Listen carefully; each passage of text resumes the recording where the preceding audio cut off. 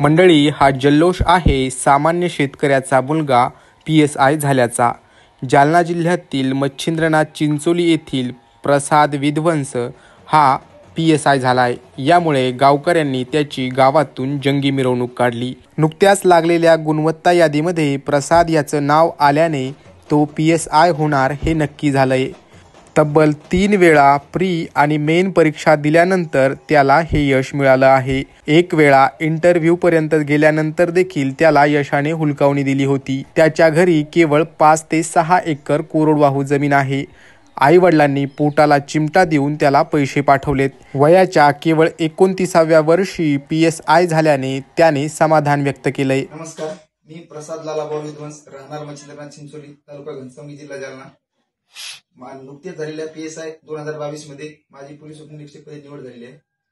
आता या मागचा प्रवास खूप मोठा आहे, खडतर आहे, कारण घरची परिस्थिती बेताचीच असल्यामुळे आणि त्यामुळे मी शिक्षण पूर्ण माझं मामाकडे झालं। मामानीच सांभाळलं, मामाकडे पूर्ण शिक्षण केलं आणि त्यानंतर स्पर्धा परीक्षेत थोडं वेळ लागलं, कारण सोबतचे मित्र हे स्पर्धा परीक्षेकडे वळाले होते आणि लवकर पोलीस भरतीमध्ये लागून लवकरच आपल्या घरचा उदरनिर्वाह भागवत होते।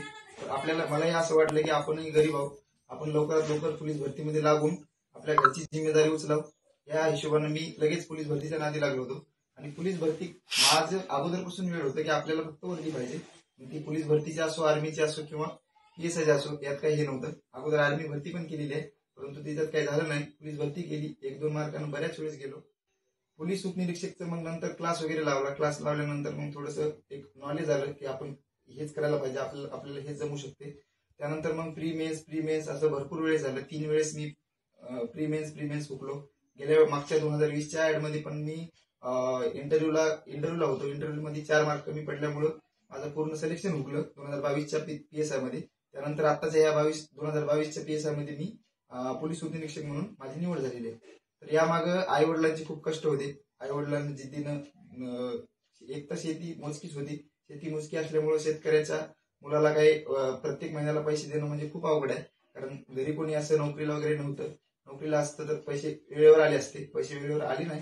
पण आले नाही असं नाही की घरच्यांनी दिले नाही, घरच्यांना भरपूर मदत केली, मित्रमंडळींना मदत केली।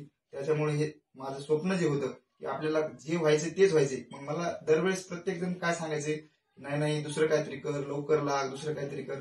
माझं एकच म्हणणं होतं की मला व्हायचं तर PSI व्हायचे, नाही तर नको। तर मग ह्या अशा पद्धतीने मी माझं जे स्वप्न होतं ते मी साकार केलं। सामान्य शेतकरी कुटुंबातील असलेल्या प्रसाद विध्वंस यांनी मिळवलेल्या या यशाने त्याच्यासह त्याचे कुटुंबीय देखील भारावून गेलेत। कोणतीही वर्दी मिळवणं हेच माझ्या जीवनाचं ध्येय होतं आणि ते मी पूर्ण केल्याचा मला आनंद असल्याचं प्रसाद विध्वंस याने सांगितलंय। तब्बल 3 वेळा अपयश येऊनही खचून न जाणाऱ्या प्रसादची ही कहाणी इतर तरुण-तरुणींसाठी देखील प्रेरणादायक आहे। Narayan Kale, news 18 local, Jalna.